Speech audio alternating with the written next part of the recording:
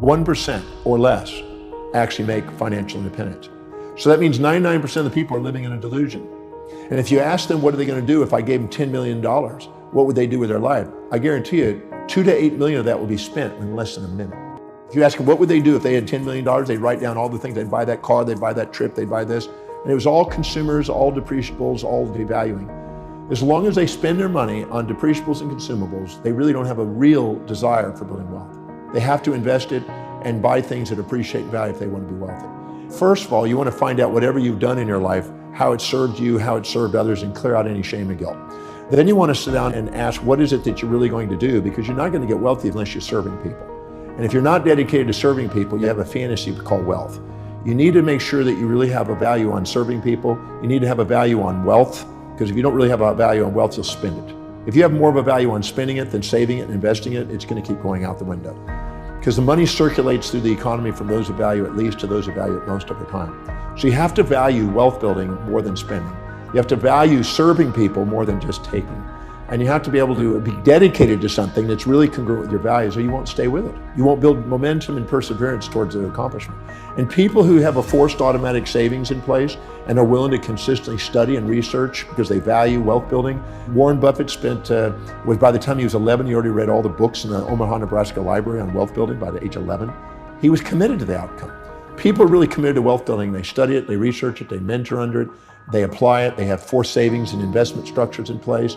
They constantly are trying to serve people, and they want to build a business that lasts. What happens is every human being lives by a set of priorities, a set of values, things that are most important to least important in their life. Whenever they set goals that are congruent and aligned with their highest values, they become the most powerful and effective people they can be. This is when they're the most grateful, the most resilient. This is when they're most disciplined and most fulfilled in their life. Whenever they're living by lower values and trying to inject the values of others or minimize themselves and live by lower value systems, they procrastinate, hesitate, frustrate, and they become, you might say, victims of their history, not masters of their destiny. So you look at how people fill their space. You look at how they spend their time. You look at what they are disciplined about and focused on. You look at where they're most organized. You look at where they spend the most money. You look at what energizes them the most. You look at what they think about, visualize, affirm, and converse with others about most that is in line with what they're creating in life. Look at what they're inspired by, what their goals are, and what they love learning. If you look and find the common threads to those questions, it'll narrow down to what you're dedicated to and what you spontaneously can't wait to get up in the morning and do. Any individual that is setting goals, intentions, that are congruent and aligned with the highest values, they have the highest probability of being spontaneously inspired in the morning to get up and do it. So if you have an entrepreneur that's working in a business and they found what is most meaningful to them, they have found the tap dance to work energy that Warren Buffett describes. As Bill Pollack, who owns Drake Corporation, told me, he says, since 1951, since I found out what I love doing, I've never worked a day since. Now, in addition to that, an entrepreneur also has to find out what their targeted market's highest values are to make sure that they're providing a service that meets those specific needs. So determining your own values and determining other people's values that you want to serve is an essential component, because you're here to be able to find something that serves other people, but it's also meaningful to you. If you find those two, you've got your niche. Now you've got exactly what you would love to get up in the morning and do, and you get to go and do what exactly people want, and you get to fulfill their life. Because everybody has a set of priorities, a set of values in their life, when you go down the list of values to lower values, you're less inspired, less fulfilled by doing them. You procrastinate in doing them. And what happens is you'll only do them if it's pleasurable, and if it's not, you'll give up. So the key is to make sure that everything you do is highest priority, the thing that's most meaningful to you, so you don't give up, you have the resilience, and you embrace pain and pleasure in the pursuit of a great purpose. If you are not living by your highest values, because you're wanting to do it with pleasure only and you want to give up if it's pain, you'll need motivation all the time. The difference between inspiration, which is from within, is people who are inspired from within are living by their highest values. And people that need motivation from without are people that haven't found that highest value and are living by lower values. And they need constant incentives and motivation and only pleasure to keep them going. So I'm not a motivational speaker, and I don't promote motivation, because I think motivation is a symptom more than a solution. The animal is always having an impulse for that which is prey and pleasure, and an instinct away from that which is pain and predator. So our animal nature needs motivation. But our truest nature, our human nature, the one that activates the telencephalon in the brain, the executive centers of the brain, which allows you to be an executive and a leader in the world, transcends this pain, pleasure, amygdala reaction of the lower animal within us and allows us to function from an inner core mission that transcends that and allows us to be able to embrace pain, pleasure, support, challenge, ease, difficulties. Any complementary pair of opposites that you face along the way, you turn into on the way. If you're expecting to float across between two buildings, that's unrealistic expectation. Or if you're expecting yourself to do something that's truly not high on your values and not meaningful to you, you'll tend to give up. Or expecting some other human being to do something that doesn't abide by the laws of the universe, or expecting them to live outside their values. Because every human being makes decisions according to what will give them the greatest advantage over disadvantage, greatest reward over risk to their highest values.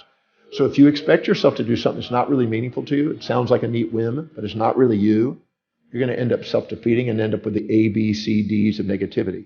Internal anger and aggression, internal blame and feelings of betrayal, internal criticism and challenge, internal despondency, despair, and depression.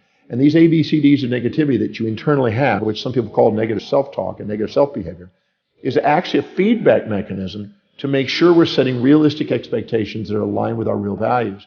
And we know that it's real if we can see it in our mind's eye, we see the strategy, we know the action steps, and it's obtainable.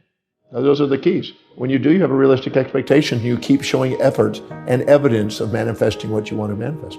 The wisest thing to do is start with simple goals that you achieve and train yourself to do what you say. If you train yourself to do what you say, your piggy banks become biggie banks. Your little action steps become big dreams. And if you live congruently with your highest values, you have the highest probability of achievement and you won't give up on your goals. So if you set goals that are congruent, that are truly meaningful to you, and you start chunking them down into small enough bites, so you just keep doing things and keep rewarding yourself by accomplishing immediate steps, you'll end up manifesting things because you just strategize your way into the bigger game. So I always say that if you chunk the big project down into small bites and then down to everything that's within a time horizon and within your vision to see and do, you'll get it. You just stay with it long enough. If you stay perseverant towards an objective and exemplify action every day towards your objective, sooner or later everybody else kind of dies out and you're at the top. You just got to stay with it. Well, procrastination is the result of three primary things. It's an unclear vision. It is an unchunked vision. It means you're taking on too big a chunk without bringing it down to small enough bites that you can go and get it done. And it's not linked to your highest values. If you take the objective that you have, you make sure it is abide by the laws of the universe, it's doable. You make sure it really matches your highest values so it's linked. And the way you know that is if you can rattle off the reasons why you can do it and how it will help you fulfill your mission fluently. Because if you're fluent, you're congruent. Then you basically make sure it's chunked down into small action steps you can do, and you micromanage until you've proven you can macromanage. That means you do it in just small baby steps every single day. If I do this, I'm one step closer. If I do this the next day, I do it one step closer. Break it down into such small steps that it's by the inch, it's a cinch. If you do, you won't procrastinate. Procrastinate means that you've unchunked it, unlinked it, and unclarified it. I think that people who think they're going to be positive all the time are delusioned. Just like a magnet, it has two sides, and you have two sides. And the more you set up a fantasy that has only one side, the more you get depressed when it doesn't match your fantasy. So I'm a realistic guy that sets real goals in real time with a balanced orientation, and I accomplish more by doing it than setting up fantasies and then having nightmares. So I'm not a positive thinking guy. I'm a balanced thinking guy. But when people are down, that you need the positive thinking. But when you're up and you're fantasizing and setting up fantasies and pies in the skies, you need some critical thinking to be able to put you back into reality. So I'm a believer in both sides are needed. So what I did is I did a number of steps. One of them is at the end of the day, I would stop. And if I had this super high day and really thought I'd really done something and really was puffed up and kind of proud, I'd ask, who did I forget to serve today? Who did I not call? What procedure did I not follow? What name did I overlook? What priority did I not hit today? I would ask questions that learn to self-govern myself back down into the center. And if I had a low day and I really thought, wow, what a real crazy day, I would ask, what did I accomplish? Who did I serve? What names did I remember? I would self-regulate. So I would neutralize myself and steady myself. And instead of having volatilities in my business, I had steadiness. I also forced in savings. I didn't wait for profits. I forced profits in. I paid myself first. I built up a big cash reserve, so it decreases the volatility. It increases the client quality that I had. It increases the associations, opportunities, and alignments to greater opportunities in business. I made sure that I focused on the priorities each day, delegating lower priority things on a regular basis, because if I was going to do low priority things, I was going to keep myself in a low priority position. If you're doing what you love, it was Peter Lynch in his One Up on Wall Street back in the 90s, he said, if you're grateful for your job, if you love what you're doing, you're inspired by the vision, and you're enthusiastically working, that company's going up in value. And if you're going to buy a stock that you visited the company and see those 4 things. If those 4 things are in place, the company's going to go up in value, because that's 4 things that exemplify what's possible and draw and magnetize charismatically people to people who are doing those 4 things. A company can't grow without those 4 things.